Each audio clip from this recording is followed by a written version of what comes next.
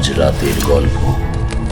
ভয় যদি সত্যির রূপ নিত তবে সেটাই হতো মাঝরাতের গল্প।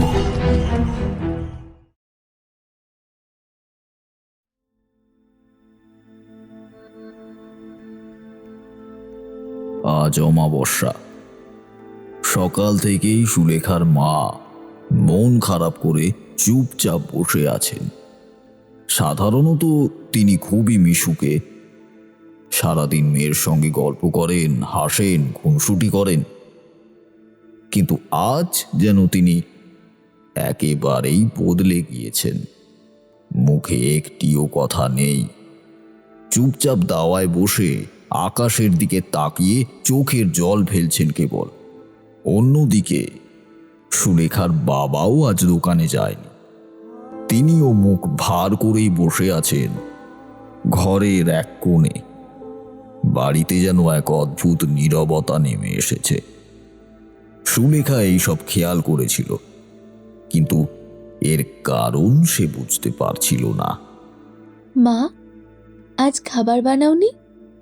মা চোখের জল মুছে মৃদু স্বরে বললেন, না রে মা। কেন মা, কি হয়েছে গো? আমি আজ পায়েস খেতে চাইলাম বলে তুমি রাগ করেছ? সুলেখার মা তাকে জড়িয়ে ধরে বললেন, তুই আমার একটা মাত্র মেয়ে, জন্মদিনে একটু পায়েস খাবে বলেছে, তা বলে আমি রেখে যাব? না রে মা, আমার মনটা আজ এমনিতেই ভালো নেই। কিন্তু কেন মা, কি হয়েছে? আজ তোর 18 বছর বয়স হলো। এই বয়সে কোথায় তোর তোর বিয়ে দেওয়ার কথা ভাববো, কিন্তু তার জায়গায় আমাদের। বলে ফুঁপিয়ে ফুঁপিয়ে কাঁদতে লাগলেন সুলেখার মা। কাঁদছো কেন মা? বলোই না, কি হয়েছে তোমার? কিছু না মা, আজ কিছু খাবো না আমি। তুই যা, ঘরে গিয়ে একটু শুয়ে পড়। সেই কোন সকালে উঠেছিস বলতো? সুলেখা অবাক হলো। সাধারণত সকালবেলা একবার ঘুম থেকে উঠে পড়লে দুপুরের আগে মেয়েকে তিনি শুতে দেন না। তাহলে আজ মা এমন কথা বলছেন কেন? কিন্তু মাকে আর কোনো প্রশ্ন না করে সে নিজের ঘরের দিকে যাচ্ছিল। তারপর কি মনে হতে পিছনে ফিরে তাকিয়ে মাকে জিজ্ঞেস করলো, আচ্ছা মা, তাহলে কি আজ রান্না হবে না? সুলেখার মা মেয়ের দিকে না তাকিয়েই দুপাশে মাথা নাড়ালেন। সুলেখা জিজ্ঞেস করলো, আর বাবা, বাবা কিছু খাবে না? জানি না, তুই বাবাকে গিয়ে জিজ্ঞাসা কর। সেও তো আজ দোকান যায়নি, নিজের ঘরেই আছে। বাবা দোকানে যাননি? অবাক হলো সুলেখা। ওর বাবা দোকান খোলেননি এরকম দিনও জন্মের পর থেকে হয়তো একদিনের জন্যও দেখেনি সুলেখা। তাহলে আজ হঠাৎ বাবা বাড়িতে কেন? সুলেখা বাবার ঘরের দিকে এগিয়ে গেল। দেখল ওর বাবা জানালার সামনে বসে চোখের জল ফেলছেন। সুলেখাকে ঘরে আসতে দেখে ওর বাবা চোখের জল লুকিয়ে বললেন, কিছু বলবি মা? বলছিলাম, মায়ের তো আজ শরীর খারাপ, তাই মা কিছু খাবে না বলছে, আর রান্নাও হয়নি। তুমি কি খাবে বলো, আমি বানিয়ে দিচ্ছি। না, আজ তোর মা কিছু খাবে না যখন আমিও খাবো না। সুলেখা মাথা নিচু করে চুপ করে বসে রইল। বাবা মা যখন খাবেন না তখন সে নিজেও খাওয়ার কথা মুখে আনতে পারল না। নিজের ঘরে গিয়ে সে বিছানায় শুয়ে পড়ল। চোখ বন্ধ করতেই ওর পরেশের কথা মনে পড়ল। আজ অনেক দিন হয়ে গেল পরেশ গ্রামে আসেনি। শহরে সে কি যেন একটা ব্যবসা করতে গেছে কে জানে। তবে কি পরেশ শহরে গিয়ে সুলেখাকে একেবারেই ভুলে গেল? এই সব ভেবে সুলেখার মন খারাপ হয়ে গেল। চোখ বেয়ে 2 ফোঁটা জল গড়িয়ে পড়ল। তারপর ধীরে ধীরে ওর চোখে ঘুম নেমে এলো। সকাল থেকে বিকেল গড়িয়ে গেল। এবারে সুলেখার বাবা মার হাত পা কাঁপছে, ঘরের বাতাস ভারী হয়ে উঠেছে। সময় হয়েছে, বাইরে গ্রামবাসীরা আসছে। অন্যদিকে সুলেখা তখন অঘরে ঘুমোচ্ছে। সুলেখার মা নিঃশব্দে মেয়ের মাথার কাছে বসে নিঃশব্দে তিনি কান্নায় ভেঙে পড়লেন। সুলেখার বাবা মেয়ের পায়ের কাছে বসে অস্ফুট স্বরে বললেন,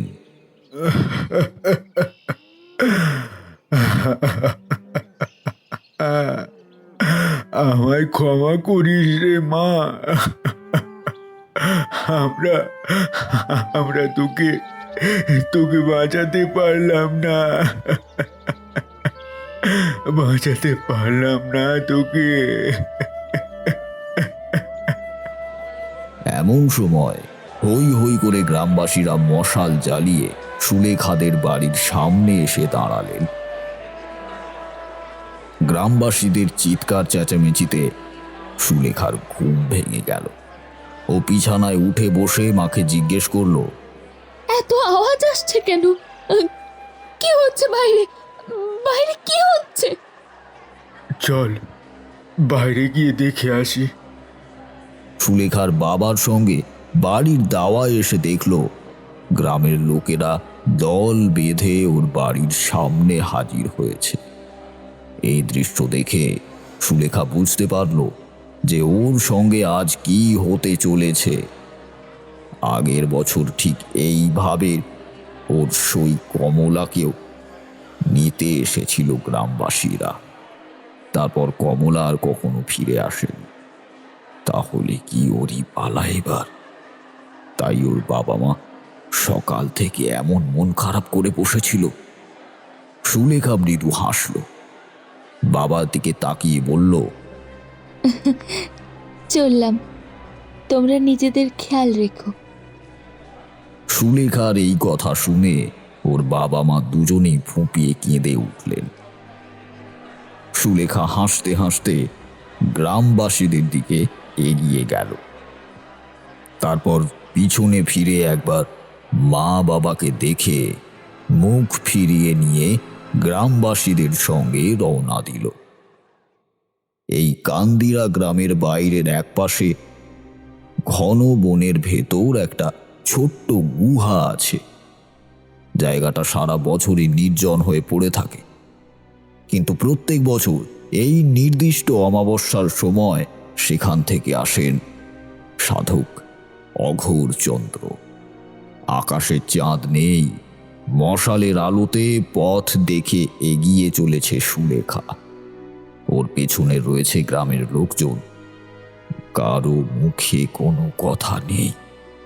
সুলেখার মতো সাহসী মেয়ে বলেই হয়তো এতটা রাস্তা সে একটুও কান্নাকাটি না করেই হেঁটে এসেছে।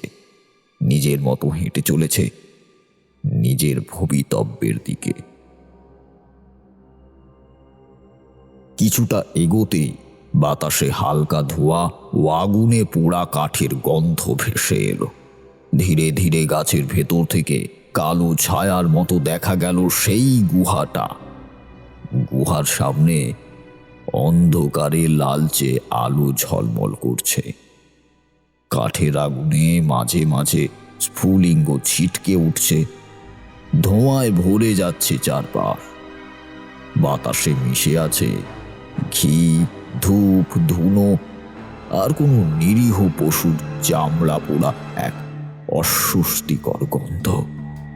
সেই আগুনের সামনে বসে সাধক অঘোর চন্দ্র।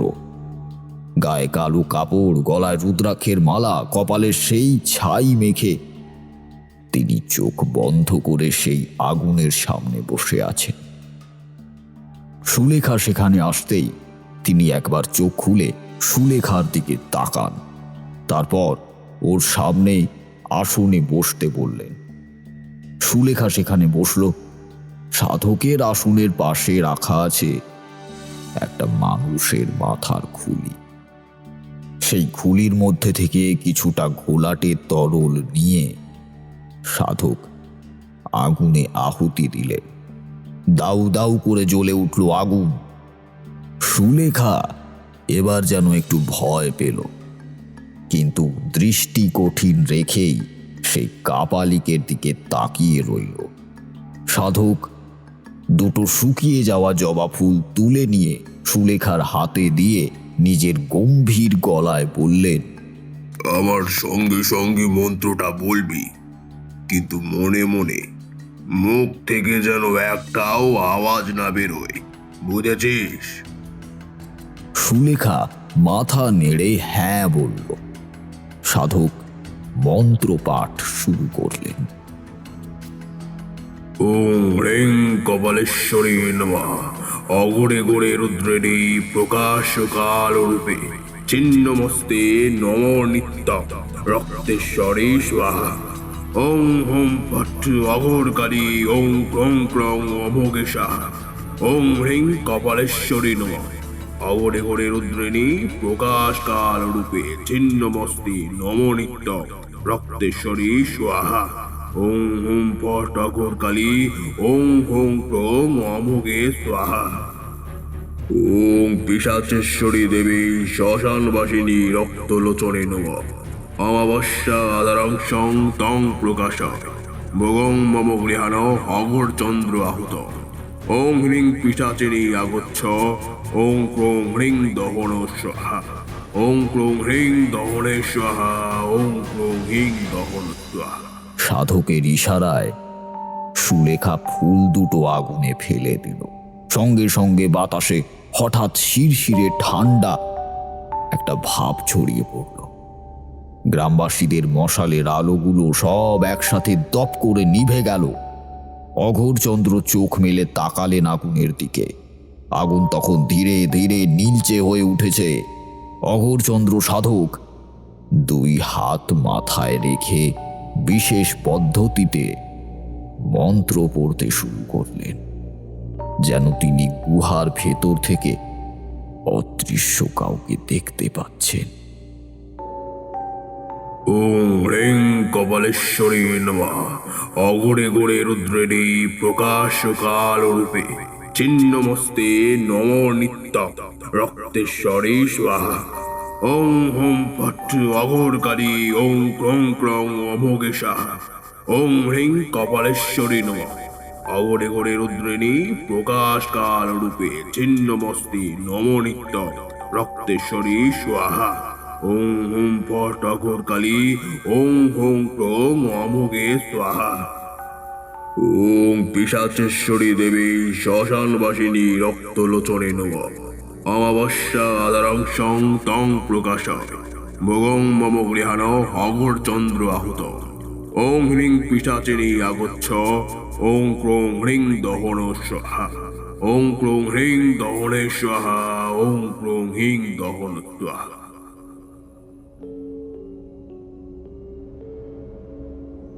মন্ত্রের শেষে আগুনটা কেঁপে উঠল।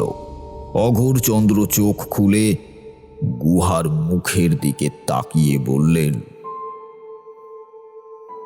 এসো এসো, বেরিয়ে এসো গুহা থেকে। তোমার ভোগ তোমার জন্য অপেক্ষা করছে। এই ভোগ গ্রহণ করে তুমি এই গ্রামের সকলকে মুক্তি দাও, আগামী 1 বৎসরের মতো। তার কথা শেষ হতেই গুহার গভীর অন্ধকার থেকে একটা গর্জন ভেসে এলো। আগুনের শিখা এক মুহূর্তে দ্বিগুণ হয়ে আকাশ ছুঁল। ধীরে ধীরে গুহা থেকে দুটো লম্বা লম্বা কালো সরু হাত বেরিয়ে এলো। গ্রামবাসীরা আগেই এই দৃশ্য দেখেছে, তবুও আজ আর্তনাদ করে উঠল। সুলেখা কিন্তু একটুও নড়ল না। ওর দৃষ্টি স্থির নিবদ্ধ গুহার দিকে। সাধক একবার সুলেখার দিকে তাকালেন, তারপর বললেন, কিরে, তোর ভয় করছে না? মৃত্যুকে সামনে না দেখলেই ভয় করে। আমি তো দেখতে পাচ্ছি, তাহলে ভয় কিসের?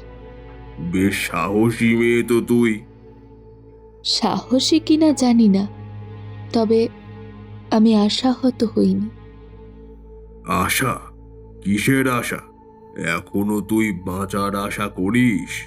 মৃত্যু যতক্ষণ না হচ্ছে ততক্ষণ তো বাঁচার আশা ও উপায় দুই থাকবে। সাধক এবারে গুহার দিকে তাকিয়ে দেখলেন সেই বীভৎস হাত দুটো যেন কাউকে নিজের কাছে ডাকছে। সাধক সুলেখার দিকে ইশারা করে বললেন গুহার কাছে যেতে। সুলেখা উঠে দাঁড়ালো। সাধক আবারও মন্ত্রপাঠ শুরু করলেন। ওম রিং কপালেশ্বরী নমঃ। অগরে গরে রুদ্রিণী প্রকাশ কাল রূপে ছিন্ন বস্তি নমনিত্যং রক্তেশ্বরী স্বাহা। ওং হুম ভট্ট অঘোর কালী।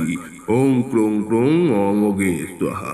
সুলেখা ধীরে ধীরে পা ফেলে যাচ্ছিল গুহার দিকে। ঠিক এই সময় সাধক ঘিয়ের আহুতি দিলেন। আগুন দু মানুষ সমান লম্বা হয়ে জ্বলে উঠল। সকলের চোখ ধাঁধিয়ে গেল একেবারে। চারিদিকে ধোঁয়ায় ধোঁয়া হয়ে উঠল। ঠিক এই সময়ে অপেক্ষা করছিল সুলেখা। আগের বছর নিজের সই কমলাকে যেদিন এখানে নিয়ে আসা হয়েছিল, সেদিন সুলেখা সবার চোখের আড়ালে এখানে এসে পুরো দৃশ্যটা দেখেছিল। ও জানে ঠিক এই রকমই একটা সময়ে গুহার মধ্যে থেকে ওই হাত নিজের শিকারকে টেনে নেয় গুহার ভিতরে। কিন্তু সুলেখা সতর্ক ছিল। চারিদিকে ধোঁয়ার সৃষ্টি হতেই ও পাশের জঙ্গলের দিকে ছুট লাগালো। সুলেখা যে এমন কাজ করবে সেটা কেউ আশা করেনি। সুতরাং যতক্ষণে গুহার সামনের ধোঁয়া হালকা হতে শুরু করলো, ততক্ষণে সুলেখা নিজের প্রাণ বাঁচিয়ে জঙ্গলের অনেকটা গভীরে চলে গিয়েছে। অন্যদিকে কাপালিকের সন্দেহ হতেই তিনি উঠে দাঁড়ালেন। দেখলেন গুহার ভিতর থেকে সেই হাত এখনো কাউকে যেন নিজের কাছে ডাকছে। সাধকের মুখ কালো হয়ে গেল। চিৎকার করে তিনি বললেন, অনর্থ হয়ে গেছে, সুলেখা পালিয়ে গেছে। গ্রামবাসীরা চমকে একে অপরের দিকে তাকালো। এবারে আমাদের কেউ বাঁচাতে পারবে না, কেউ না। ওই পিশাচিনী ঠিক সময় ভোগ না পেলে আমাদের প্রত্যেককে শেষ করে দেবে। এমন সময় গুহার ভেতর থেকে আবারও গর্জন ভেসে এলো। কিন্তু এবারের শব্দটা শুনে বোঝা গেল গুহার ভেতরে থাকা পিশাচিনী রেগে গেছে। ধীরে ধীরে সেই পিশাচিনী নিজের বিরাট মুখটা বাইরে বের করলো। গ্রামবাসীরা এই দৃশ্য প্রথম দেখছে। এর আগে কেউ কখনো সেই পিশাচিনীর মুখ দেখেনি। বিভৎস লম্বাটে কালো পোড়া মুখটা গুহার বাইরে এসে চিৎকার করে উঠল। যজ্ঞের জ্বলন্ত কাঠগুলো হাওয়ায় উড়ে এদিক ওদিক পড়ল। গ্রামবাসীরা গ্রামের দিকে ছুট লাগালো। অঘোরচন্দ্র সাধক হাত জোড় করে পিশাচিনীর সামনে বসে বললেন, দেবী, আপনি শান্ত হন। আমায় আর একটা সুযোগ দিন। আপনি আপনি শান্ত হন। সামনের বছর আমি আপনার জন্য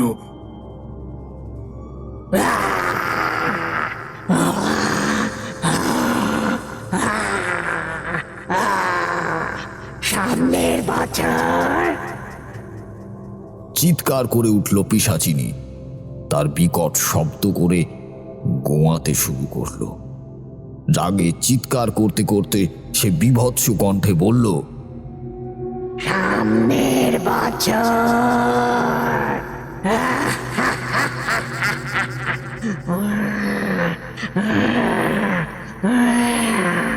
তিন দিন, আজ থেকে 3 দিনের দিন আমার আমার দুজন মেয়েকে চাই আমার ভোগ হিসেবে। ভোগ ভোগ ভোগ, না হলে কিন্তু আমি তোকে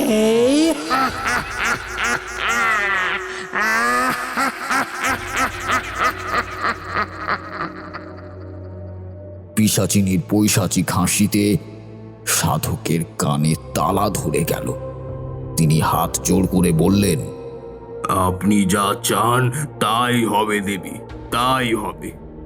পিশাচিনী ধীরে ধীরে গর্জন করতে করতে গুহার মধ্যে ঢুকে গেল। সাধক নিজের কড়া দৃষ্টি নিক্ষেপ করলেন কান্দিরা গ্রামের দিকে।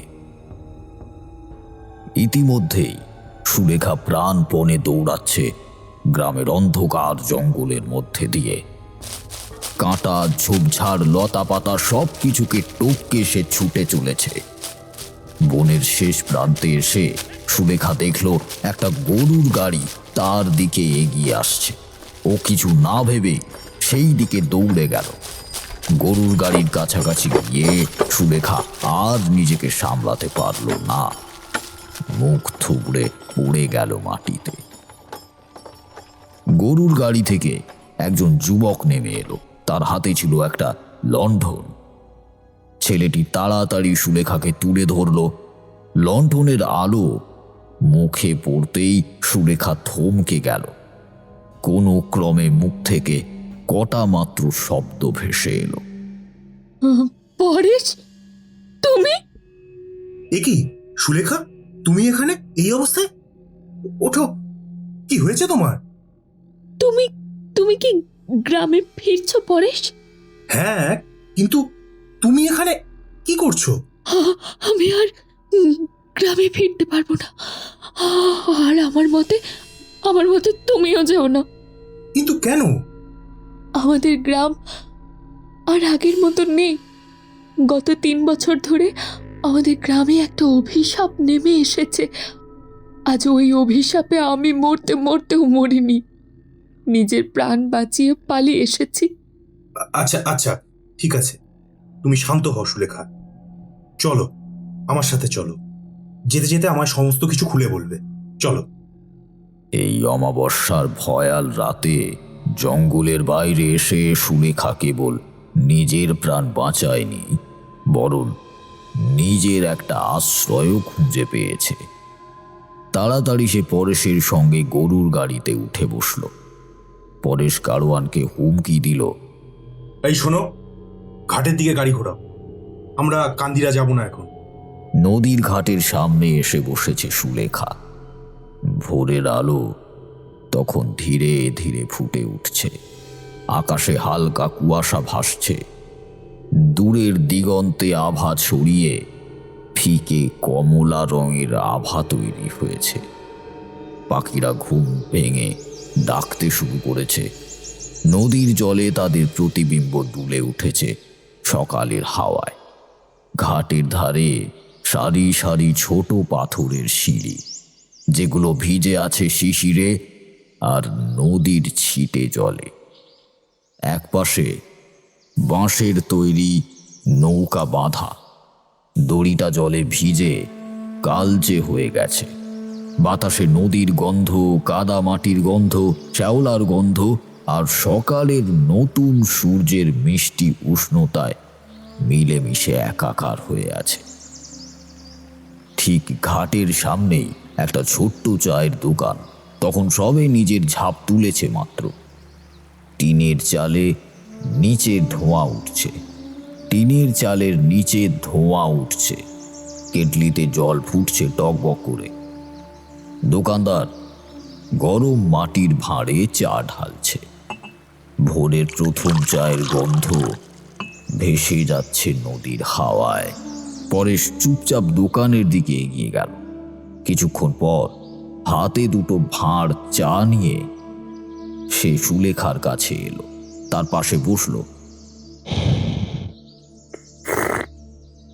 কাল সকাল থেকে কিছু খাওয়া হয়নি। এখন এই গরম চা খেয়ে মনে হলো বেঁচে আছি। পরেশ তাকিয়ে রইল ওর মুখের দিকে। তারপর নরম গলায় বলল, আচ্ছা সুলেখা, বলো তো কি হয়েছে? আসলে আজ থেকে 3 বছর আগে বাবা মায়ের মৃত্যুর পর আমি এই গ্রাম ছেড়ে চলে গিয়েছিলাম। তারপর সত্যি আর কারো সঙ্গে যোগাযোগ রাখিনি। আজ ফিরছিলাম শুধু তোমার সাথে দেখা করব বলে। সত্যি, তুমি না থাকলে এদিকে আর কোনোদিনও আসতামও না।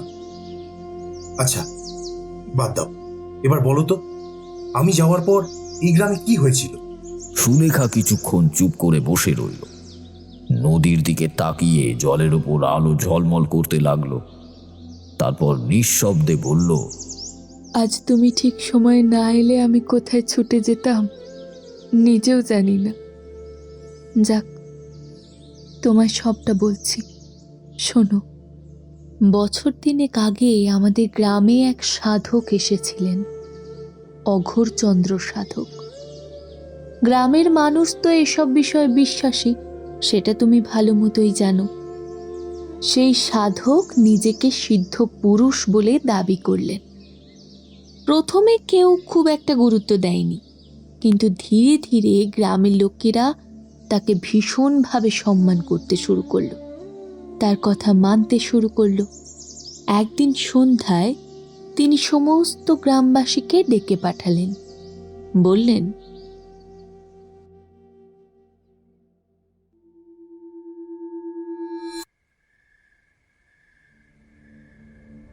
আমার দিব্য দৃষ্টিতে দেখেছি, খুব তাড়াতাড়ি এই গ্রামের ওপর এক ভয়ঙ্কর বিপদ নেমে আসবে। না না, কোনো সাধারণ পুজোতে এই দুর্যোগ আটকানো সম্ভব হবে না। এর জন্য তন্ত্র সাধনা করতে হবে। এক পিশাচিনীর নজর পড়েছে এই গ্রামে। সে এই গ্রামের প্রতিটি মানুষকে শেষ করে দিতে চাইছে। এই কান্দিরা গ্রামকে ধ্বংস করে দিতে চাইছে। কাপালিকের এই কথায় প্রথম প্রথম কেউই খুব একটা গুরুত্ব দেয়নি, কিন্তু কয়েকদিন পর থেকেই গ্রামের চারপাশে অদ্ভুত সব ঘটনা ঘটতে শুরু করল। রাত নামলেই গ্রামের পথঘাট ফাঁকা হয়ে যেত। যারা সাহস করে বাইরে বেরোতো, সকালে তাদের দেহ পাওয়া যেত গাছতলায়, বাঁশবনে, জঙ্গলে কিংবা পুকুর পাড়ে। মৃতদেহগুলোর অবস্থা এত ভয়ানক, তাদের মুখে লেগে থাকতো ভয়ঙ্কর বিকৃত হাসি। লাশগুলোকে দেখে বোঝা যেত কোনো মানুষের পক্ষে ওইভাবে কাউকে মারা সম্ভব না। ক্রমেই গ্রামের মানুষ সত্যিই আতঙ্কিত হয়ে পড়ল। সবাই সাহায্যের জন্য ছুটল সেই সাধকের কাছে। তিনি তখন বললেন, এই দুষ্ট শক্তিকে থামাতে হলে প্রথমেই অমাবস্যার রাতে একটা যজ্ঞ করতে হবে। সেই যজ্ঞের পর পিশাচিনী দমনের কোনো না কোনো উপায় পাওয়া যাবে। কিন্তু একটা কথা বলে রাখি, এই পিশাচিনীর হাত থেকে বাঁচার উপায় খুব একটা সহজ হবে না। অমাবস্যার রাতে গ্রামের বাইরে ঘন জঙ্গলের এক নির্জন স্থানে অন্ধকার গুহার সামনে যজ্ঞের ব্যবস্থা করা হলো। সমস্ত গ্রামবাসী ভয়ে চুপচাপ দাঁড়িয়ে দেখছিল। সাধক যজ্ঞ শুরু করলেন।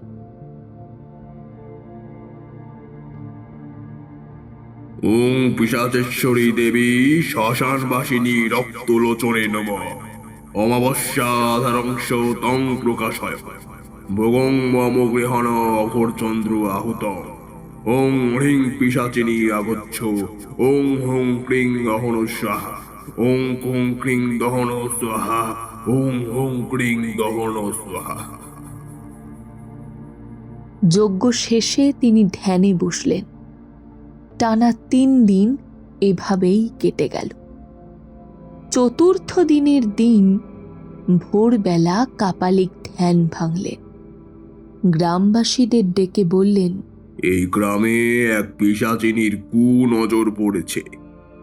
আজ থেকে 3 মাসের মধ্যেই এই গ্রাম জনমানব শূন্য হয়ে যাবে। সাধকের ভবিষ্যৎবাণী শুনে গ্রামের লোকেদের রক্ত হিম হয়ে গেল। সবাই একে অপরের মুখের দিকে তাকিয়ে রইল। ভয়ে কারোর মুখে কথা নেই। গ্রাম প্রধান কাঁপা গলায় জিজ্ঞেস করলেন, তাহলে কি আমাদের এই গ্রাম ছেড়ে চলে যেতে হবে? সাধক স্থির চোখে তার দিকে তাকিয়ে বললেন, না, এতে কোনো লাভ হবে না। তোরা যেখানেই পালিয়ে যাস না কেন, এই পিশাচিনী তোদের খুঁজে বার করবে। যদি ওকে ভোগ না দেওয়া হয়, ও একে একে তোদের সবাইকে শেষ করে দেবে। ভোগ? কেমন ভোগ দিতে হবে তাকে? সাধকের কণ্ঠ তখন আরো ভারী হয়ে উঠল। বললেন, এই পিশাচিনী 16 বছরের ওপরের আর 20 বছরের নিচের কন্যাদের ভক্ষণ করতে চায়, তাও জ্যান্ত অবস্থায়। এটাই ওর ভোগ। চারপাশে নিঃশব্দতা নেমে এলো। কেউ কিছু বলতে পারল না। গ্রামের মানুষ স্থির চোখে তাকিয়ে রইল সাধকের মুখের দিকে। সাধক আবার বললেন, ওই পিশাচিনী এই গুহাতেই আশ্রয় নিয়েছে। ও এই গ্রাম ছেড়ে যাবে তখনই যখন টানা 3 বছর ধরে অমাবস্যার বিশেষ রাতে 3 জন কন্যাকে ওর কাছে ভোগ হিসাবে দেওয়া হবে। শেষ বছরের শেষ ভোগ পেলেই ও গ্রাম ছেড়ে চলে যাবে। কিন্তু যদি ও ভোগ না পায়, তাহলে 3 মাসের মধ্যেই এই গ্রাম ধ্বংস হয়ে যাবে। কেউ কোথাও পালিয়ে বাঁচতে পারবে না।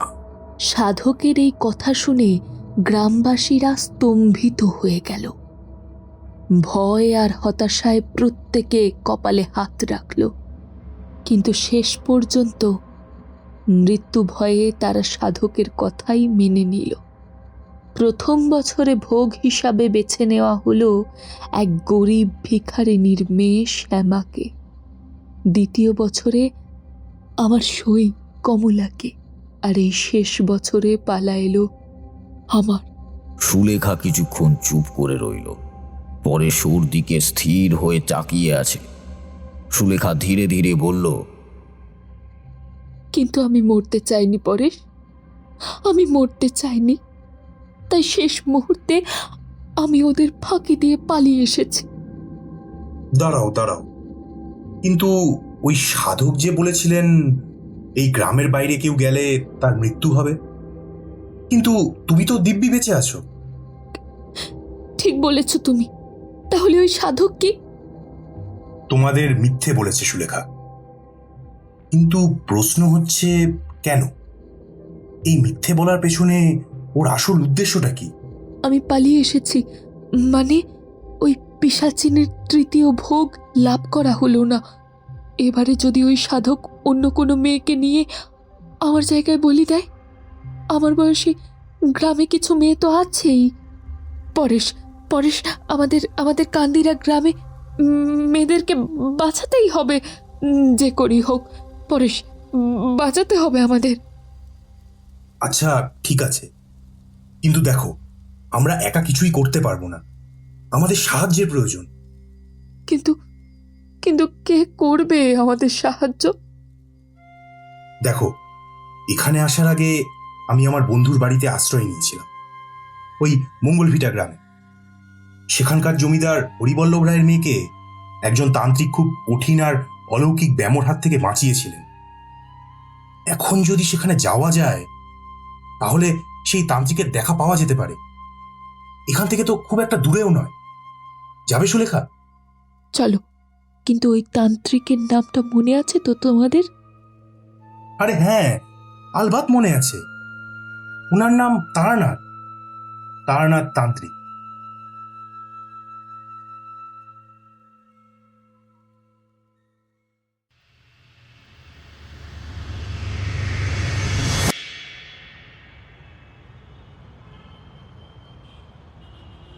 আপনাদের চা এসে গেছে। চারি একটা বড় থালায় 3 কাপ চা আর 1 বাটি মুড়ি এনে আমাদের সামনে রেখে বলল, কি ব্যাপার, আজ আপনারা এসেই গল্প করতে শুরু করেছেন? চায়ের অপেক্ষাও পর্যন্ত করেননি? আরে আর হে, তেমন কোনো ব্যাপার নয়। আসলে আজ আমরা রাস্তায় 2 কাপ চা খেয়েই এসেছিলাম। চা ঠান্ডা পড়েছে, একটু চা না খেলে এতটা হেঁটে আসতেই পারতাম না। বুঝতে পেরেছি, ভালোই করেছেন কাকাবাবু। নিন আজ মুড়িটা খেয়ে দেখুন, আম তেল দিয়ে মেখে এনেছি। বেশ ভালোই গন্ধ বেরোচ্ছে। চারি আঁচলে হাত মুছতে মুছতে বলল, বেশ, আপনারা গল্প করুন তাহলে, আমি যাই, মেলা কাজ পড়ে আছে। চারি চলে যেতেই আমরা তারানাথের দিকে তাকালাম। তিনি একটা সিগারেট শেষ করে চায়ের কাপ হাতে তুলে নিলেন। আমরা ওনার দিকে 5টা মিনিট এক নাগাড়ে তাকিয়ে বসেছিলাম। তারানাথ নিজের মতো চা পান করে মুড়ি চিবোতে লাগলেন। কিশোরী খানিকটা অধৈর্য হয়ে বলেই ফেলল, বলছি তারপর কি হলো? হ্যাঁ, কি? হ্যাঁ, হ্যাঁ, কি কি হবে? না মানে যে গল্পটা বলছিলেন, পরেশ কি তারপর এসেছিল আপনার কাছে? হ্যাঁ, এসেছিল তো। বলছি, দাঁড়াও, আগে চাটা শেষ করি। হ্যাঁ, বয়স তো হয়েছে, বুঝতেই পারছো, একটানা অনেকক্ষণ কথা বললে কষ্ট হয়। তারানাথ চায়ের কাপে চুমুক দিলেন। আমরা নিজেদের মতো টুকটাক গল্প করছিলাম। হঠাৎ তারানাথ চায়ের কাপ থালায় রেখে একটা পাশিংশ ধরিয়ে বলতে শুরু করলেন, সেদিন আমি মঙ্গল ভিটা শ্মশানে বেরিয়েছিলাম। আমার তান্ত্রিক সঙ্গীরা খুশি মনেই আমায় বিদায় জানাল। ওরা ভবঘুরে বলেই হয়তো কারোর প্রতি ওদের কোনো টান ছিল না। আমি ওদের থেকে বিদায় নিয়ে সবে শ্মশানের বাইরে পা রাখলাম, সঙ্গে সঙ্গে আমার সামনে একটা গরুর গাড়ি এসে দাঁড়ালো। দেখলাম হন্তদন্ত হয়ে গাড়ি থেকে একজন 22-23 বছরের যুবক এবং একটি 18-19 বছরের যুবতী নেমে এলো। আমার সামনে এসে ছেলেটি হাত জোড় করে বলল, নমস্কার বাবা, আপনি আমাকে চিনবেন না, কিন্তু আমি আপনাকে চিনি। বাবা, আমাদের গ্রামে একটা ভয়ঙ্কর বিপদ নেমে এসেছে, আপনি ছাড়া আমাদের কেউ বাঁচাতে পারবে না। পরে সময় থামিয়ে দিয়ে বলল, না না না বাবা, আপনি আমাদের সাহায্য করুন, দয়া করে সাহায্য করুন আমাদের। আমরা আমরা আমাদের গ্রাম ছেড়ে পালিয়ে এসেছি। এই মেয়েটি সুলেখা, ও যদি কাল গ্রাম ছেড়ে না পালাতো তাহলে ও হয়তো এতক্ষণে এক পিশাচিনীর ভোগ হয়ে যেত। পিশাচিনীর ভোগ? এবার মেয়েটি আমার দিকে এগিয়ে এসে বলল, হ্যাঁ বাবা, আমার নাম সুলেখা, আমি কান্দিরা গ্রামে থাকি। এখান থেকে খুব বেশি দূরে নয়। ওই গ্রামে বছর 3 ধরে ভয়ঙ্কর বিপদ নেমে এসেছে। আমার বয়সী 2জন মেয়েকে ওখানে পিশাচিনীর হাতে তুলে দেওয়া হয়েছে বাবা। গতকাল আমাকেও নিয়ে যাওয়া হয়েছিল, কিন্তু আমি প্রাণ বাঁচিয়ে পালিয়ে এসেছি। এসব কি বলছো কি তুমি? কোনো পিশাচিনী এমনভাবে এসে কোনো মানুষকে ভোগ হিসেবে গ্রহণ করতে পারে না। কোনো মানুষের ভোগ গ্রহণ করে না। প্রথম থেকে তোমরা আমাকে সব ব্যাপারটা পরিষ্কারভাবে বলো। সুলেখা তখন ধীরে ধীরে পুরো ঘটনাটা বলল। সমস্ত কথা শুনে আমার হাত পা যেন একেবারে জমে গেল, গলা শুকিয়ে এলো আমার। সর্বনাশ! তোমরা যে পদ্ধতির কথা বলছো সেটা কোনো প্রকৃত সাধনার পথ নয়। এটা কোনো সিদ্ধ সাধকের কাজ হতেই পারে না। এই যে কোনো কাপালিকের কাজ বলে মনে হচ্ছে। কাপালিক? ওরা চমকে উঠল। তুমি যে মন্ত্রটা আমাকে বললে, সেই মন্ত্রের মাধ্যমে পিশাচিনীকে আহ্বান করা হয়। পিশাচিনী নিজের ইচ্ছায় কোনো স্থানে এসে বাস করতে পারে না, কোনো মানুষকে ভোগ হিসেবে গ্রহণ করে না। যদি কেউ তাকে আহ্বান করে, ভোগ গ্রহণ করতে বলে, তবেই সে আসবে এবং সেখানে আশ্রয় নেবে, নচেত নয়। ভোগ দিলে পিশাচিনী সন্তুষ্ট হবে, আর সেই কাপালিক কোনো বিশেষ সাধনায় সিদ্ধি লাভ করবে। তাহলে তাহলে এবার কি হবে বাবা? এরপর নিয়ম মতো আগামী 3 দিনের দিন 3 বছরে 3জন মেয়েকে পিশাচিনীর উদ্দেশ্যে গভীর রাতে ওই পিশাচিনীকে জোড়া ভোগ দিতে হবে। অর্থাৎ 2জন মেয়েকে একসাথে পিশাচিনীর কাছে অর্পণ করতে হবে। আচ্ছা, কান্দিরা পৌঁছতে এখান থেকে কতক্ষণ সময় লাগে? বেশিক্ষণ নয়, এই ঘন্টা 2-একেই পৌঁছে যাব। গরুর গাড়ি তো আছে, এখনই বেরিয়ে পড়বেন? না না, ওইদিকে এখন যাওয়া যাবে না। এখন গেলে সুলেখার বিপদ হতে পারে। বিপদ? কি বিপদ হবে বাবা? আমরা তো দুজন থাকবো ওর সাথে। তোমার কি মনে হয় আমরা দুজন মাত্র সুলেখাকে বাঁচাতে পারবো? তাহলে আমরা এখন কি করব? তোমাদের এখন অপেক্ষা করতে হবে। আর আপনি আপনি কি করবেন বাবা? আমি যাব কান্দিরায়, যাব। ওখানে গিয়ে আমাকে ওই ভণ্ড সাধুর সঙ্গে ভাব জমাতে হবে। একটা কথা আমাদের মনে রাখতে হবে, ওই কাপালিককে হারাতে গেলে আমাদের চালাকি করতে হবে। কারণ তন্ত্র শক্তিতে আমি ওকে হারাতে না পারলেও অন্য কোনো উপায় তো রয়েছেই। যে কাপালিক একজন পিশাচিনীকে ভোগ প্রদান করতে সক্ষম হয়েছে, সে কোনো সাধারণ কাপালিক হতে পারে না। ওকে দমন করতে হলে ওর সঙ্গেই কথা বলতে হবে। বেশ, তাহলে আপনি কি আজই বেরিয়ে পড়বেন? আমি দুদিকে মাথা নেড়ে বললাম, না, শুধু আজ নয়, আমি দুপুরই বেরিয়ে পড়ব। আচ্ছা, ওই কাপালিক থাকে কোথায়? সারা দিন গ্রামের বটতলায় বসে ধ্যান করে, আর সন্ধে হলেই জঙ্গলে চলে যায়। আপনি সন্ধ্যের পর জঙ্গলে গেলে ওকে দেখতে পাবেন। বেশ, তাহলে তাই হবে। আমি আজ বিকেল বেরিয়ে পড়ব, কেমন? আর আমরা কবে যাব? আমি যাওয়ার আগে তোমাদের সব বলে দেব, কোনো চিন্তা করো না। সন্ধে নামছে। কান্দিরা গ্রামের বাতাস প্রচণ্ড ভারী হয়ে উঠল। গ্রামের বটতলায় অঘোরচন্দ্র বসে রয়েছেন। গ্রামবাসীদের মধ্যে ভয়াবহ উৎকণ্ঠা ও উত্তেজনা ছড়িয়ে পড়েছে। অনেকে অঘোরচন্দ্রের সামনে বসে গতকাল রাতের ঘটনা নিয়ে আলোচনা করছে। দেখ, ওই সুলেখানা একদম ঠিক করেনি। একবার যদি ওকে হাতে পেতাম না, তাহলে ওকে আমরাই খুন করে দিতাম। ইস, কাল সবাই মিলে পালিয়ে না গিয়ে সুলেখাকে ধরে আনা উচিত ছিল। ঠিক বলেছিস, নিশ্চয়ই সুলেখার মা বাবাকে এইসব শিখিয়ে দিয়েছিল। এই জন্যই তো ওদের আমরা বন্দি করে রেখেছি। পরশুদিন পিশাচিনীকে ভোগ দেওয়ার পর ওর মা বাবাকেও পিটিয়ে মেরে ফেলবো। আজ ওদের মেয়ের জন্যই আমাদের পরিবার থেকে অযথা দুটো মেয়ে পিশাচিনীর খাদ্য হয়ে যাচ্ছে।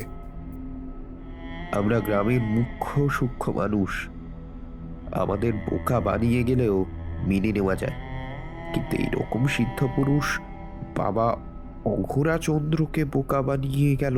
ছ্যা ছ্যা ছ্যা ছ্যা ছ্যা ছ্যা।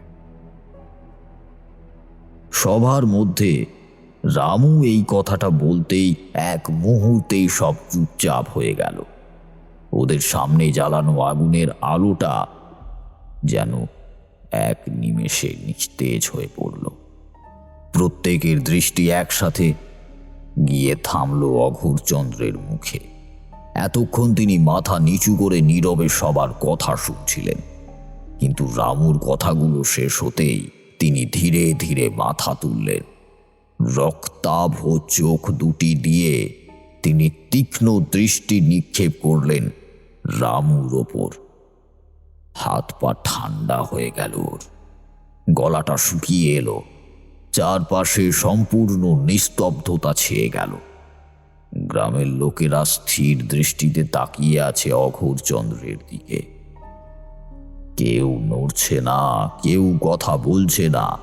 হঠাৎ অঘোরচন্দ্র ঝট করে উঠে দাঁড়ালেন। সবাই ভাবল এবার হয়তো তিনি কিছু বলবেন। সকলেই ভয়ে চোখ নামিয়ে ফেলল, কিন্তু অঘোরচন্দ্র কিছুই বললেন না। একবার চারপাশে তাকিয়ে নিঃশব্দে পা বাড়ালেন জঙ্গলের দিকে। রাতের গভীর অন্ধকার। এগিয়ে চলেছেন অঘোরচন্দ্র। তার হাতে রয়েছে জ্বলন্ত মশাল। ঝিঁঝি পোকার ডাকের সঙ্গে তার পায়ের নিচের শুকনো পাতার মৃদু খসখসে শব্দ ছাড়া আর কোনো শব্দই শোনা গেল না। আকাশে চাঁদ নেই, তারা নেই। বনের গাছগুলো অদ্ভুতভাবেই নুইয়ে আছে। দূরে কোথাও পেঁচা ডেকে উঠল। অঘোরচন্দ্র এক সময় এসে থামলেন সেই ছোট্ট গুহাটার সামনে।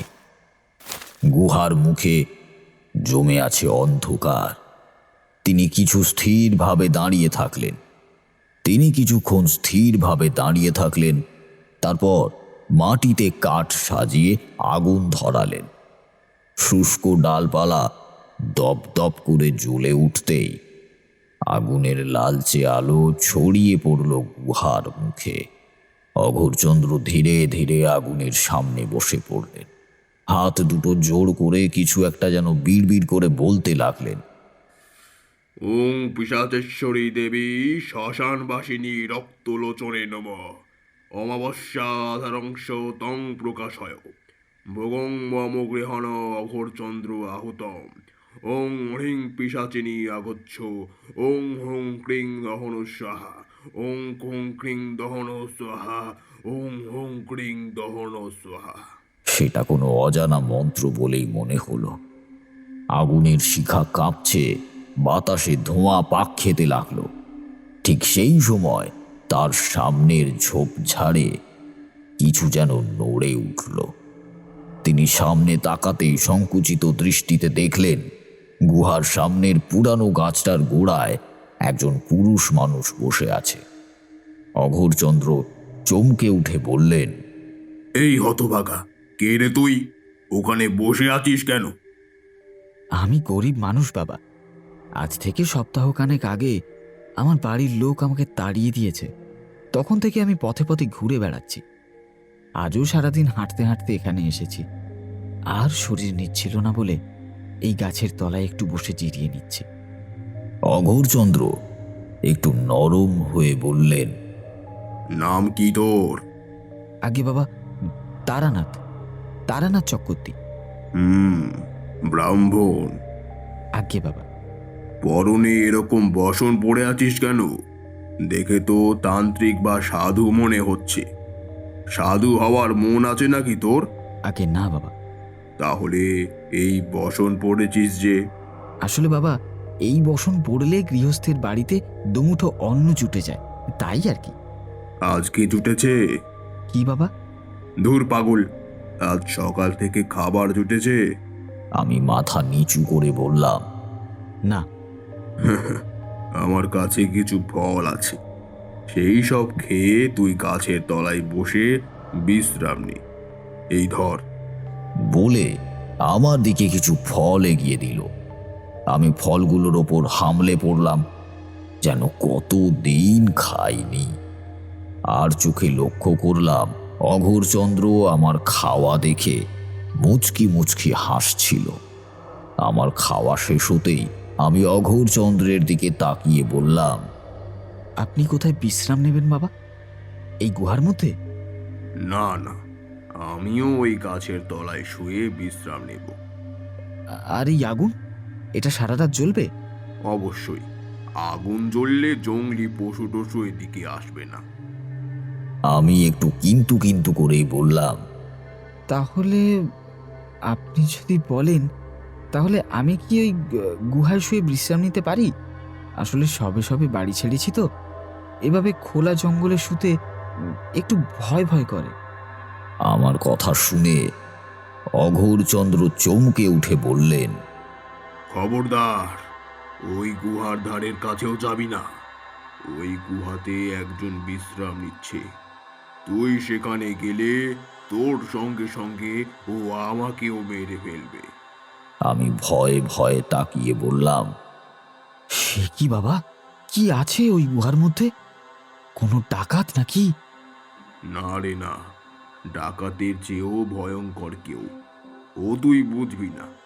নে, চুপচাপ শুয়ে পড়। বলুন না বাবা, কে আছে ওখানে? না জানলে যে আমি নিশ্চিন্তে ঘুমোতেই পারবো না। তুই কিন্তু বড্ড জ্বালাচ্ছিস। ওখানে যে থাকে সে বেরিয়ে এসে তোর ক্ষতি করবে না। আচ্ছা ঠিক আছে, তুই আজ শুয়ে পড়, কাল তোকে সব বলবো, কেমন? আচ্ছা বাবা। এরপর আমরা দুজনেই ঘুমিয়ে পড়লাম। পরের দিন সকালে অঘোরচন্দ্র আমায় নিয়ে জঙ্গলের বাইরে এলেন। তারপর দুই ধান ক্ষেতের মাঝখানের সরু পথ দেখিয়ে বললেন, যা, এবার ওই পথ ধরে এগিয়ে যা। ওই রাস্তা দিয়ে এগোলে এই গ্রামের বাইরে চলে যাবি। এর পাশের গ্রাম পঞ্চুকুড়া। ওখানে গেলে ভিক্ষে পাবি। কিন্তু এই গ্রামে তোকে কেউই ভিক্ষা দেবে না। কিন্তু দেবে না কেন? কারণ এই গ্রামের সকলেই খুব বড় বিপদে পড়েছে, তাই অন্য কাউকে সাহায্য হয়তো আর এরা করতে চাইবে না। কি বিপদ বাবা? সেই সব তোকে বলবো কেন? কোথাকার কে এসেছে? আমাকে ফিরিয়ে দেবেন না বাবা। কাল রাতে আপনি আমাকে সাহায্য করার পর থেকেই আমি মনে মনে আপনাকে নিজের অভিভাবক ভাবতে শুরু করে দিয়েছি। আমি কারোর অভিভাবক হব না বলেই বাড়ি ছেড়েছিলাম, আর তুই কিনা আমায় নিজের অভিভাবক বানাতে চাস? ওসব হবে না। যা যা, চলে যা এখান থেকে। আমি হাত জোর করে বসে বললাম, আমাকে ফিরিয়ে দেবেন না বাবা, আমাকে ফিরিয়ে দেবেন না। আপনি তো মহান সাধক। আপনি আমায় নিজের চেলা করে নিয়ে আপনার কাছে রেখে দিন, এই অনেক আমার কাছে। এইভাবে আমায় তাড়িয়ে দেবেন না বাবা। অঘোরচন্দ্র মাথা নিচু করে একটু চিন্তা করে বললেন, বেশ, তুই বোকাশোকা আছিস, তোকে সঙ্গে রাখতে আমার সমস্যা হবে না, কিন্তু তোর খাবার দাবারের দায়িত্ব কিন্তু আমার থাকবে না, এই বলে দিলাম। এতেই হবে বাবা, এতেই হবে। অঘোরচন্দ্র হাসি মুখে আমায় নিয়ে গোটা গ্রাম ঘুরিয়ে দেখালেন। এই কিছুটা সময় আমার হাতে ছিল, যেই সময়কে ব্যবহার করে আমি অঘোরচন্দ্রের মনে নিজের জন্য বিশ্বাস উৎপাদন করতে পারি। এই কাজে যে আমি সফল হয়েছিলাম সেটা আমি বুঝতে পারলাম দিনের শেষে। দুপুরে খাওয়া দাওয়া আমরা এক গ্রামের বাড়িতেই করলাম। এই সময়ের মধ্যেই গ্রামের সকলের কাছে এবং অঘোরচন্দ্রের মুখে আমি পিশাচিনীর বিষয়টা কিছুটা শুনলাম। তা শুনে ভয়ঙ্কর ভয় পাওয়ার মতো অভিনয়ও করলাম। গ্রামবাসীরা এবার দুজন মেয়েকেও বেছে নিয়েছে। আগামীকাল তাদের পিশাচিনীর ভোগ হিসেবে উৎসর্গ করা হবে। আমি অঘোরচন্দ্রকে জিজ্ঞাসা করলাম, আচ্ছা বাবা, ওই যে পিশাচিনীর আবির্ভাব হয়েছে এই গ্রামেতে, ও কি কোথাও থেকে এসেছে? অঘোরচন্দ্র খেতে খেতে উত্তর দিলেন, পাতাল থেকে। আমিও একটু বোকা সেজেই প্রশ্ন করলাম, কিন্তু হঠাৎ সে এই গ্রামেই এলো কেন? যার বাড়িতে আমরা বসে খাচ্ছিলাম তারা প্রত্যেকে আমার সামনে বসেছিল। আমার প্রশ্নগুলো শুনে ওরাও নিজেদের মুখ চাওয়াচাওয়ি করতে লাগলো। ওদের দেখে মনে হলো ওদের মাথায় এই প্রশ্নগুলি আগে কখনো আসেইনি। কেন আসেনি সেটাই তারা ভাবছিল। অঘোরচন্দ্র একবার ওদের দিকে তাকিয়ে পুনরায় খেতে খেতে বললেন, আমি কি করে জানবো ভূত প্রেত কখন কি করবে? সেটা কি মানুষ বুঝতে পারে? এই গ্রামের লোকেদের ভাগ্য ভালো যে আমি এই গ্রামে এসে ওদের বাঁচিয়ে দিচ্ছি, না হলে এতদিনে এই গ্রাম পুরো ধ্বংস হয়ে যেত। ঠিক বলেছেন বাবা, কিন্তু পিশাচিনী তো কেবল ভোগ গ্রহণ করলেই পারে। সেই ভোগে কেবল মেয়েদেরই কেন নেয়? তাও আবার 16 থেকে 20 বছরের মধ্যে মেয়েদের। এটাই তো বুঝতে পারছি না। পিশাচিনীর খিদে তো বয়স্ক মানুষরা কিংবা ছেলেরাও মেটাতে পারে, তাহলে শুধু মেয়েদেরই কেন খায় সে? অঘোরচন্দ্র এবার আমার দিকে তাকিয়ে বলল, খাবার সময় এত কথা বলিস না, আগে খেয়ে নে, তারপর তোকে সব বলবো। আমি আর কথা বাড়ালাম না। দুপুরের খাওয়া শেষ হলে আমরা কিছু ফলমূল নিয়ে বিকেলের মধ্যেই জঙ্গলের সেই স্থানে এসে পৌঁছালাম। সেখানে বসতেই অঘোরচন্দ্র আমাকে পাশে বসিয়ে বললেন, তোকে আমি খুব বোকা ভেবেছিলাম, কিন্তু তুই অন্তত এই গ্রামের লোকেদের থেকে বুদ্ধিমান। আজ আমি তোকে সব বলবো, কারণ কালকের যজ্ঞের পর পিশাচিনীর কাছে দুজন মেয়েকে ভোগ হিসাবে দিতে হবে। সুলেখার মতো তারা যাতে পালিয়ে না যায় সেটাই তোকে দেখতে হবে। কাল আমার কাছে একটাই সুযোগ আছে সিদ্ধি লাভ করার। কাল কোনো রকম এদিক ওদিক হলে আমার সারা জীবনের পরিশ্রম নষ্ট হয়ে যাবে। আমি চোখ গোল গোল করে বললাম, সিদ্ধি লাভ মানে? তুই যেহেতু আমার চেলা, তোকে সবটাই বলছি। কিন্তু তুই এই কথা যদি কাউকে বলেছিস, তাহলে তোকে শেষ করে দিতে আমি পিছু পা হব না। না না বাবা, আমি আর কাকে এসব কথা বলবো? আপনার আশ্রয়ে এসেছি, আপনি এখন যেটা করবেন সেটাই আমার কাছে সবার উপরে। বেশ, দাঁড়া, সন্ধে হোক তারপর বলছি। এখনো জঙ্গলে আলো আছে। গ্রামের 2-4 জন লোক মাঝে মাঝে এই সময় আমার সঙ্গে দেখা করতে আসে। তারা এই কথা শুনে নিলে অনর্থ হয়ে যাবে। আমি এতক্ষণ চুপ করে বসে রইলাম। এমন সময় অঘোরচন্দ্র নিজের ছোলা থেকে একটা মাটির খালা বের করে আমার দিকে এগিয়ে বললেন, যা তো, এতে ভর্তি করে মাটি নিয়ে আয়। মাটি? হ্যাঁ, মাটি। এতে মাটি নিয়ে আয়। আর মনে থাকে যেন মাটি যেন একদম শুকনো হয়, না হলে কিন্তু কাজ হবে না। আমি তখন প্রশ্ন না করে মাটিটা নিয়ে এলাম। খালাটা অঘোরচন্দ্রের সামনে রাখতেই তার চোখে শয়তানির ঝিলিক খেলে গেল। এবারে ওই সুলেখা কোথায় আছে সেটা জানতে পারবো। আমি যেন আকাশ থেকে পড়লাম। সর্বনাশ! এ সুলেখার খবর জানতে চাইছে কেন? আমি সঙ্গে সঙ্গে বললাম, মাটির মধ্যে থেকে কেউ কি করে বেরিয়ে আসে, আর সে আপনাকে সুলেখার খবর দেবেই বা কি করে?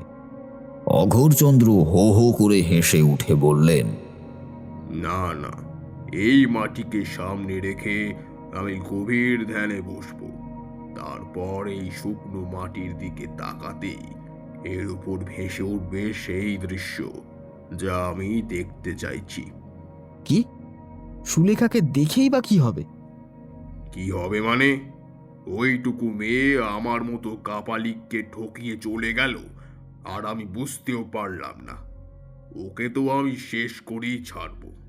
আপনি মানে আপনি আপনি কাপালিক? আমি কাপালিক অঘোরচন্দ্র। তবে এই কথা এই গ্রামের কেউ জানে না। কিন্তু খুব বেশি দিন আমি কাপালিক থাকবো না। আগামীকাল পিশাচিনী ভোগ পেলেই আমার সাধনা সম্পন্ন হবে। আর কালকের পর থেকে আমি হয়ে যাব পিশাচ সিদ্ধ অঘোরচন্দ্র। তারপর আমি যা চাইবো তাই পাবো। এমনকি আমি চাইলে আমি অমরও হয়ে যেতে পারি। সে কি বাবা, আপনি তো মহান মানুষ। তোকে সব বলবো, কিন্তু তার আগে আমাকে ওই সুলেখার ব্যবস্থা করতে হবে।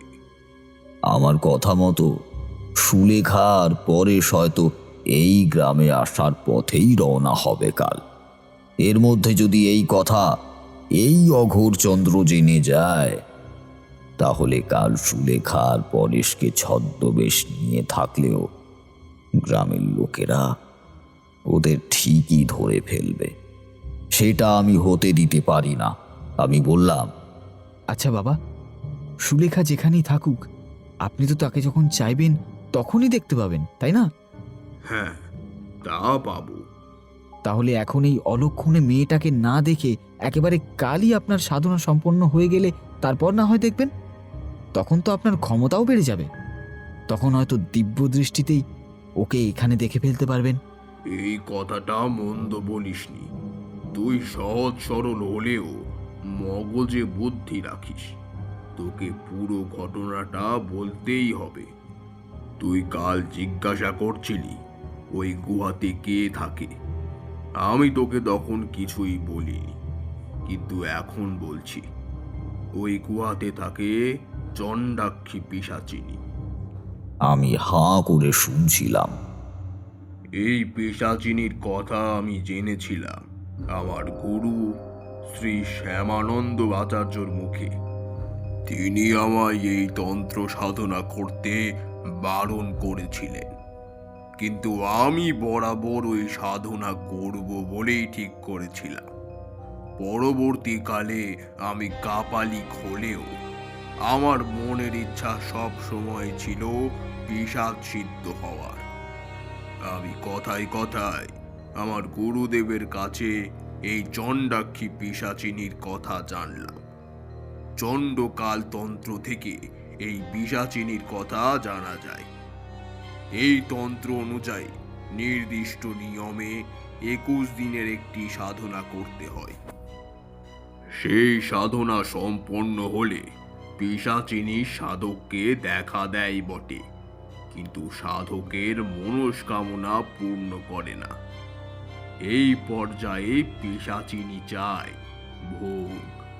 জীবন্ত মেয়েকে সে ভোগ হিসাবে গ্রহণ করতে চায়, কিন্তু মেয়েদের বয়স 16 বছর থেকে 20 বছরের মধ্যেই হতে হবে, না হলে পিশাচিনী কিছুতেই ভোগ গ্রহণ করবে না। আর এই পুরো প্রক্রিয়া সম্পন্ন করতে হয় বছরের একটি বিশেষ অমাবস্যা তিথিতে।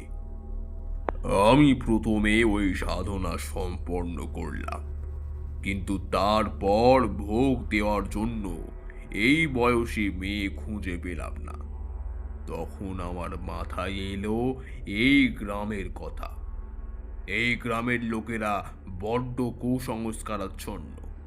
যে যা বলে মৃত্যু ভয়ে এরা সেটাই বেদ বাক্যের মতো মেনে নেয়। আমি এই গ্রামে আশ্রয় নিয়ে আগে ওই পিশাচিনীকে এই গুহাতে প্রতিষ্ঠা করলাম। তারপর গ্রামের লোকেদের কাল্পনিক বিপদের কথা জানিয়ে ভয় দেখালাম। প্রথমে কেউ তেমন আমায় পাত্তা দিল না, তাই আমি পিশাচিনীকে কাজে লাগিয়ে 2-4 জন মানুষকে হত্যা করলাম। তারপর প্রত্যেকে আমার শরণাপন্ন হলে আমি ওই নাটক করলাম যে পর পর 3 বছর 3টে মেয়েকে ভোগ হিসাবে পেলে পিশাচিনী এই গ্রাম ছেড়ে চলে যাবে। এই মূর্খ গ্রামবাসীগুলো আমার কথায় বিশ্বাস করলো। তারপর পর 2 বছর সবকিছু ঠিকঠাকই হলো, কিন্তু ওই সুলেখা এই বছর সব গড়বড় করে দিল। ওকে যদি ভোগ হিসাবে পিশাচিনী সেদিন গ্রহণ করত, তাহলে আজ আমি পিশাচ সিদ্ধ অমরতান্ত্রিক অঘোরচন্দ্র হয়ে যেতে পারতাম। কিন্তু ওই মেয়েটা পালিয়ে গিয়ে আমার সব বিপদ বাড়িয়ে দিল। পিশাচিনী আমায় সেই দিন থেকে 3 দিন সময় দিয়েছে। যদি না আগামীকালের মধ্যে আমি ওকে জোড়া মেয়ের ভোগ দিতে না পারি, তাহলে আমাকেই ও ভোগ হিসাবে গ্রহণ করবে। তাহলে তো কাল খুব বড় দিন বাবা, কালই আপনি পিশাচ সিদ্ধ হতে চলেছেন। সে তো বটে, আগে কাল পিশাচ সিদ্ধ হব, তারপর আমি ওই সুলেখাকে খুঁজে বার করে ওকে শেষ করব। আর তারপর কি বাবা? তারপর এই গোটা বিশ্ব আমার হাতের মুঠোয় চলে আসবে। তখন আমার যা ইচ্ছা তাই করব। কেউ আমাকে আটকাতে পারবে না, কেউ না। অপেক্ষা কেবল আগামীকাল রাতে। পরের দিন রাতেই গুহার সামনে যজ্ঞের ব্যবস্থা করা হলো। চারিদিক নিস্তব্ধ, নিঝুম। অমাবস্যার অন্ধকারে কেবল আগুনের লালচে আলো দপদপ করে জ্বলছে। বাতাসে ধূপ, ঘি আর কাঁচা মাংসের তীব্র একটা গন্ধ। কাপালিক অঘোরচন্দ্র যজ্ঞকুণ্ডের সামনে বসে আছে, চোখ বন্ধ করে মন্ত্র জপে নিমগ্ন তিনি। ওং পিশাচেশ্বরী দেবী শ্মশানবাসিনী রক্তলোচনে নমঃ। অমাবস্যা আধারংশ তং প্রকাশয় ভোগং মম গৃহণ অঘোরচন্দ্র আহুতম। ওং হ্রিং পিশাচিনী আগচ্ছ। ওং হুং ক্রিং দহন স্বাহা। ওং কুং ক্রিং দহন স্বাহা। ওং হুং ক্রিং দহন স্বাহা। অন্যদিকে গ্রামের লোকেরা টেনে টেনে নিয়ে আসছে 2 তরুণীকে।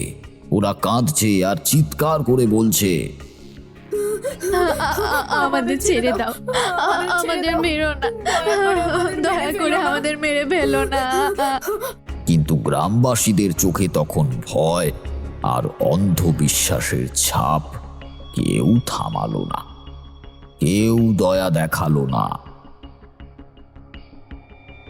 তারা মেয়ে দুটোকে টেনে এনে অঘোরচন্দ্রের সামনে ফেলে দিল। আমি দাঁড়িয়েছিলাম গুহার সামনে। মেয়ে দুটোকে গুহার ভেতরে নিয়ে যাওয়ার দায়িত্ব দেওয়া হয়েছিল আমাকে, আর আমি প্রতিশ্রুতি দিয়েছিলাম যজ্ঞের কাজ আমি মন দিয়ে করব। যজ্ঞের শেষের দিকে হঠাৎ দেখলাম গুহার অন্ধকার চিরে দুটো লম্বা লিকলিকে কঙ্কালসার হাত ধীরে ধীরে বেরিয়ে এলো। হাত দুটো নড়ে উঠল। কেউ যেন ডেকে নিচ্ছে ভেতরের দিকে। গ্রামবাসীরা আতঙ্কে একে অপরের দিকে তাকালো। তারপর কাপালিকের নির্দেশে মেয়ে দুটোকে ঠেলে আমার দিকে পাঠালো। আমি মেয়ের দুটো হাত ধরলাম। তাদের চোখে ভয় স্থির, মুখে কান্না জমে আছে। আমি গলা নিচু করে ফিস ফিস করে বললাম, তোমরা পাশের জঙ্গলের দিকে দৌড়ে পালাও, চিন্তা করো না, তোমাদের কিচ্ছু হবে না, আমি আছি, যাও।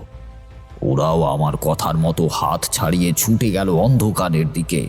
মুহূর্তের মধ্যেই অঘোরচন্দ্র চিৎকার করে উঠল, ওদের থামাও। কিন্তু ততক্ষণে দেরি হয়ে গিয়েছে। পিশাচ হঠাৎ গুহার ভেতর থেকে এক বিকট গর্জন করে উঠল।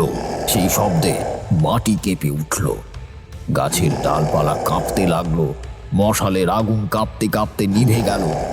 গুহার মুখ থেকে বেরিয়ে এলো এক বিভৎস মুখ, দীর্ঘ চুলে ঢাকা, চোখ চলছে আগুনের মতো। ধীরে ধীরে তার লম্বা রোগা দেহ গুহার ভেতর থেকে গলতে থাকা ছায়ার মতো বেরিয়ে এলো।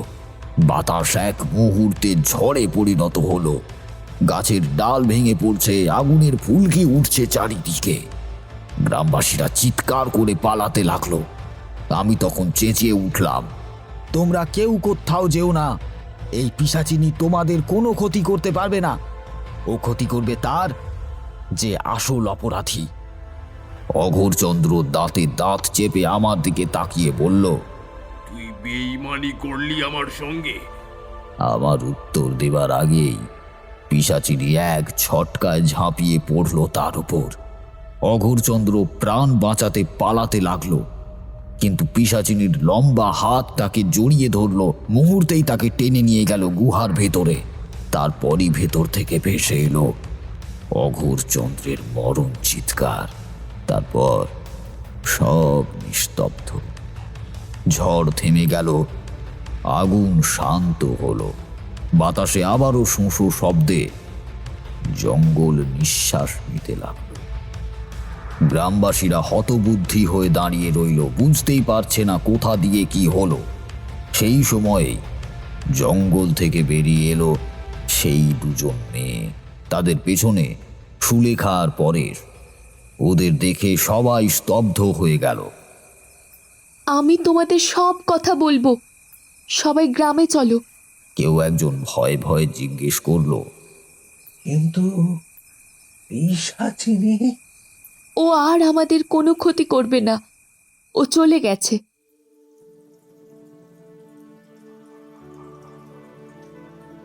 তারপরই তারা সবাই একসঙ্গে গ্রামে ফিরল। সুলেখা ও পরেশ সব ঘটনা খুলে বলল। অঘোরচন্দ্রের প্রতারণা, তার কালো সাধনা আর পিশাচিনীর মুক্তির কথা। সব শুনে গ্রামের প্রধান চোখের জল মুছে একসঙ্গে বললেন, তারানাথ বাবু না থাকলে আজ আমাদের গ্রামটা বাঁচত না। ভোরের আলোয় ততক্ষণে সব নিস্তব্ধ। গুহার সামনে পড়ে আছে অঘোরচন্দ্রের রুদ্রাক্ষের মালা আর এক চিলতে ছাই। সেখান থেকে ধোঁয়া ধীরে ধীরে মিলিয়ে যাচ্ছে আকাশে। ভোর হয়ে এসেছে। নদীর ধারে কুয়াশা ভাসছে হালকা সোনালি আলোয়। সুলেখা, পরেশ আর গ্রামের কয়েকজন প্রবীণ লোক গুহার সামনে নিঃশব্দে দাঁড়িয়ে আছে। চারপাশে শুধু পাখির ডাক আর দূরে গরুর ঘণ্টার শব্দ। ভয় আর বিশৃঙ্খলার এই রাত এখন যেন অনেক দূরের অতীত। তারানাথ ধীরে ধীরে গুহার সামনে এসে দাঁড়ালেন। ভাঙা যজ্ঞকুণ্ডের ছায়ের উপর থেকে রুদ্রাক্ষের মালাটা হাতে তুলে নিলেন। কিছুক্ষণ নীরব থেকে শান্ত গলায় বললেন, দেখো, তোমাদের গ্রামের যত ক্ষতি হয়েছে সবই কুসংস্কার আর অন্ধবিশ্বাসের কারণে। অঘোরচন্দ্র কাপালিক তোমাদের বিশ্বাসকে ব্যবহার করেছিল নিজের স্বার্থে। তোমরা সেটা না ভেবে, না বুঝে ওর কথাই মেনে নিয়েছিলে। এই অন্ধ অনুসরণই সবচেয়ে বড় সর্বনাশ ডেকে আনে, সেটা জানো কি? তিনি একটু থামলেন। বাতাসে হালকা ঠান্ডা, মশালের গন্ধ এখনো টিকে আছে। আবারও বলতে শুরু করলেন কিছুক্ষণ পর, তন্ত্র বা সাধনা কখনোই কারো ক্ষতি করার জন্য নয়। যে সাধনা অন্যের প্রাণ নিয়ে চলে সেটা তন্ত্র নয়, সেটা পাপ। তোমরা মনে রেখো, ভয় মানুষকেই দুর্বল করে, আর জ্ঞান মানুষকে রক্ষা করে। কুসংস্কারের শৃঙ্খল ভাঙার একমাত্র উপায় শিক্ষা আর বোঝাপড়া। আমরা ভুল করেছি তারানাথ বাবু, আর কখনো এমন অন্ধবিশ্বাস করব না। এই প্রতিশ্রুতিটাই যথেষ্ট। যতদিন মানুষ নিজের ভেতরের অন্ধকারকে চিনতে শিখবে, ততদিন বাইরের পিশাচিনী মরবে না। তবে আজ কান্দিরা গ্রাম মুক্ত হয়েছে, ভয়ের থেকেও আর অন্ধকারের থেকে। তারপর তিনি গুহার দিকে শেষবার তাকিয়ে বললেন, চলো এবার ফিরি, সূর্য উঠছে যে। সবাই একসঙ্গে গ্রামের পথে হাঁটতে শুরু করলো। সকালের আলো ধীরে ধীরে জঙ্গলের পাতার ফাঁক দিয়ে ছড়িয়ে পড়েছে। গাছের পাতায় জমে থাকা শিশিরে সূর্যের রোশনি পড়ে চিকচিক করছে।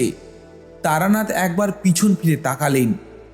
গুহার ধোঁয়া মিলিয়ে গেছে, শুধু শান্ত সবুজ বন, পাখির ডাক আর এক টুকরো ভোরবেলার আলো।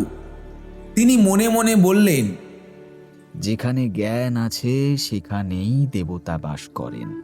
যেখানে অন্ধবিশ্বাস, সেখানেই জন্ম নেয় অঘোরচন্দ্রের মতো কাপালিকেরা।